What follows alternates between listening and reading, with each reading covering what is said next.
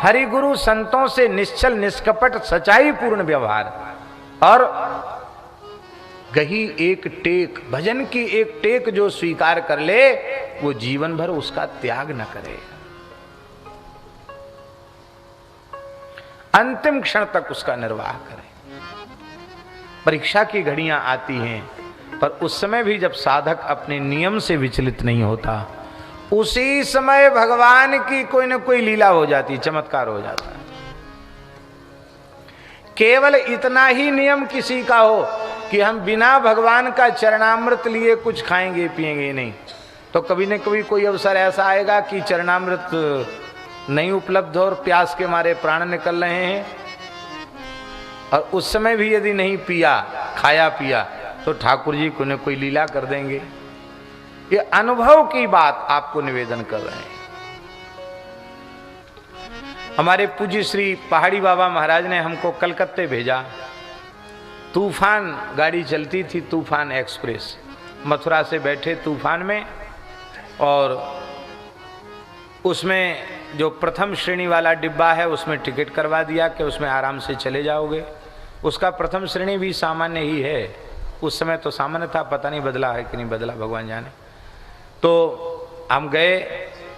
अब वो नाम तो उसका तूफान, पर वो अनवर्थ संज्ञा नहीं, वो तो इतना लेट भई वो गाड़ी कि कलकत्ता पहुंचने के पहले पहले 36 घंटे के करीब हो गया हमको उसी गाड़ी में। और उस समय पूज्य महाराज जी की जो आज्ञा, उनके अनुसार नियम था, नल का पानी पीते नहीं, कमंडल का पानी खत्म हो गया, गर्मी का समय था, बाजार का पानी, इधर उधर का पानी पीते नहीं। रात भर प्यासे निकल गया, सवेरे तो तालू चिपक गया, ये लगे कि प्राण निकल जाएंगे। वो गाड़ी मन में आया, सालिग्राम जी तो पास में थे, हम उनके चरणामृत लें, कहीं हैंड पंप मिल जाए तो उसको चला करके उसका पानी पिया जा सकता, वो ले लें, ऐसा मन में आया।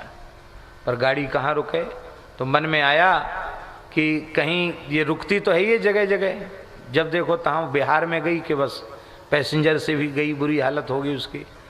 तो कहीं ऐसी जगह खड़ी हो जाए जहाँ हनुमान जी का छोटा सा मंदिर हो, मन का भाव था, हनुमान जी का मंदिर हो, थोड़ी तुलसी लगी हो, तुलसी में जल चढ़ा लें, और वहीं फटाफट नहा धो के सालिग्राम जी को स्नान करा के क्या धो के पी लो, दिखा के खा लो, तो तुरंत चरणामृत ले लें, कम से कम पानी तो पी लें, इतनी जोर की प्यास लगी। ऐसा मन में महाराज जी सोचते ही ऐसी जगह जंगल में, बिहार क्षेत्र था, पता नहीं कौन सी जगह, वहाँ ट्रेन खड़ी हो गई। और एक थोड़ी दूर पर, जैसे यहाँ से वो गाड़ी खड़ी है उतनी दूर पर एक पीपल का पेड़ था, वो हनुमान जी की छोटी सी मढ़ी थी, सामने एक टीन पड़ा हुआ था, और खूब सुंदर हरी हरी तुलसी। अरे कि मौज आ गई।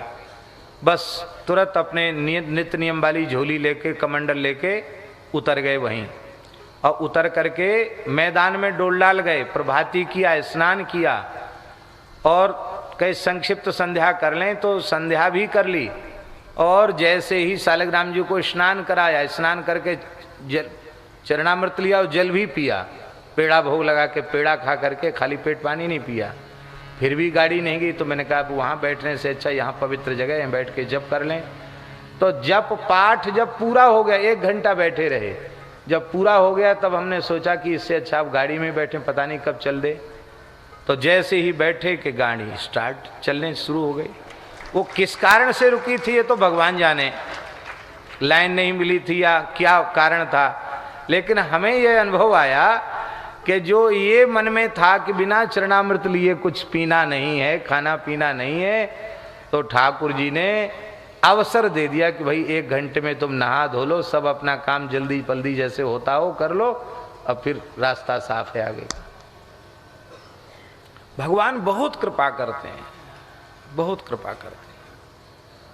हमारे वृंदावन में पूज्य श्री सुदामा दास जी महाराज, उनके अपने संपूर्ण जीवन का नियम, पूज्य बड़े महाराज जी कहते थे, हमारे प्रति बहुत स्नेह था उनका। वो कहते थे कि जब से हम साधु बने हैं, हमारे गुरुजी ने जो नियम हमको दिया वो तो आज तक नहीं छूटा, और जो महापुरुष हमको जीवन में मिलते चले गए और जो नियम हमको देते चले गए, बोले वो भी आज तक उसका अक्षरशः निर्वाह हो रहा है। रोज भागवत जी का पाठ करते थे, वो रोज रामचरितमानस का पाठ करते थे। भक्तमाल संपूर्ण टीका सहित उनको कंठस्थ था। रात्रि को 2 बजे से ऊपर टहलते हुए भक्तमाल का मूल पाठ किया करते थे महाराज जी। ऐसा महाराज, और प्रत्येक एकादशी निर्जल करते थे, हर एकादशी निर्जल, जीवन भर सभी एकादशियां उन्होंने निर्जल की।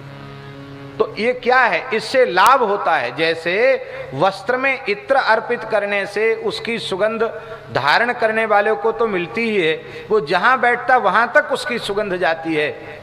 ऐसे ही प्रतिज्ञा पूर्वक जो भजन साधन करते हैं उनके भजन की सुगंध उनको तो मिलती है, वो भजन की निष्ठा दूसरों को भी प्राप्त हो जाती है। इसलिए महाराज निष्ठा पूर्वक आप करो तो आपको सब कुछ प्राप्त हो जाएगा। एक सदगृहस्थ भक्त थे, पूज्य पंडित श्री शिवशंकर जी दीक्षित दादाजी दमोह वाले, बहुत अच्छे महापुरुष थे। जीवन भर भगवान नाम संकीर्तन किया।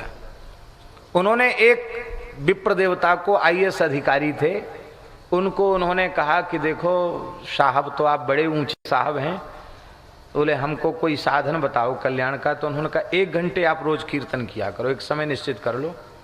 वो महाराज जी मजीरा रखते थे और थोड़ी देर महामंत्र का कीर्तन करते थे।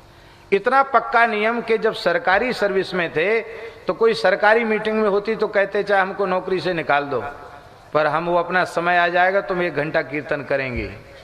बाद में सेवानिवृत्ति के बाद भी उनका कीर्तन चलता रहा। और जगन्नाथपुरी में अपनी कथा हो रही थी और उनके कीर्तन का समय आ गया, तो मन में बड़े संकट में पड़े कि कथा से उठें कीर्तन करें कि कथा सुने। तो मन ने उनके निर्णय दिया कि साउंड बॉक्स के पास बैठकर धीरे धीरे झाल बजा के कीर्तन भी करेंगे और सुनेंगे भी, जिसमें कान में शब्द कथा का जाएगा, धीरे धीरे कीर्तन भी करेंगे। तो कथा से भी, कथा का भी नियम रह जाएगा, कीर्तन भी हो जाएगा, और हमारे कीर्तन से बाहर बैठकर कीर्तन करने में किसी को विक्षेप भी नहीं होगा। पढ़े लिखे आदमी, उन्होंने ऐसा ही किया। उनकी जो बताई हुई घटना महाराज हम आपको सुना रहे हैं।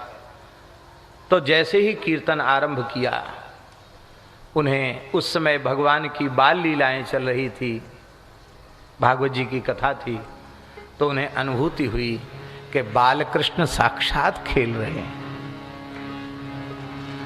कभी व्यासपीठ के नीचे चले जाते हैं, कभी पीछे आ जाते, कभी इधर खड़े हो जाते, कभी गोद में आ जाते। हमें कोई अनुभूति नहीं, हमें ठाकुर जी की कोई अनुभूति नहीं, लेकिन उनको बार बार अनुभूति हो रही थी कि ठाकुर जी कभी पीछे खड़े होते, कभी गोद में आ जाते, कभी व्यास, जैसे छोटे बच्चे चंचलता करते हैं।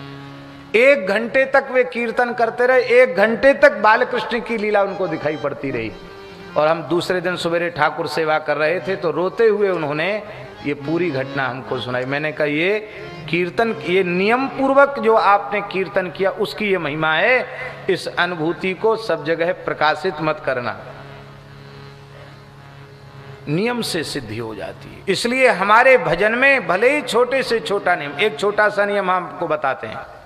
स्कंद पुराण में लिखा है, निर्माल्यम जगदीशस्य नाशित्वा स्नामि किंचन इति सत्य प्रतिज्ञो यः प्रत्यहम तच्च भक्षयेत् सर्व पाप विशुद्धात्मा शुद्धांत कर्णो नरः स शुद्धम वैष्णव स्थानम क्रमाद्याति न संशयः। महाराज जी लिखा है स्कंद पुराण के नीलाचल महात्म्य में कि भगवान जगन्नाथ का निर्माल्य, जो सूखा चावल महाप्रसाद है, रोज उसको जो ग्रहण करता है, बिना जगन्नाथ जी का महाप्रसाद लिए मैं कुछ भी ग्रहण नहीं करूंगा, ऐसी सच्ची प्रतिज्ञा जिसने कर ली है, रोज जगन्नाथ जी का निर्माल्य भक्षण करता है, तो प्रत्यहम निर्माल्यम जगदीशस्य नाशित्वा न अशित्वा स्नामि किंचन इति सत्य प्रतिज्ञो यह प्रत्यहम तच्च भक्षयेत्, रोज भक्षण करता है। सर्व पाप विशुद्धात्मा, संपूर्ण पापों से मुक्त उसका अंतःकरण हो जाता है, उसका अंतःकरण पवित्र हो जाता है। असा शुद्धम वैष्णव स्थानम क्रमाद्याति न संशया, वो निश्चित ही भगवान के परम पद नित्य साकेत गोलोक वैकुंठ जो चाहे सो से मिल जाएगा, इसमें कोई संदेह नहीं। हमने तो जब से स्कंद पुराण के पाठ में श्लोक आया तब से जगन्नाथ जी का निर्माल लेना आरंभ कर दिया कि भाई कितना सरल साधन है, केवल स्नान करके 2 कण मुख में रख लो, गारंटी है, पक्की लिखा पड़ी है कि वहां जाओगे, कहीं बीच में अटकना भटकना नहीं पड़ेगा। कितना सरल साधन है, करने की आवश्यकता है। इसलिए केवल इतना ही करो, उतने से ही लाभ हो जाएगा।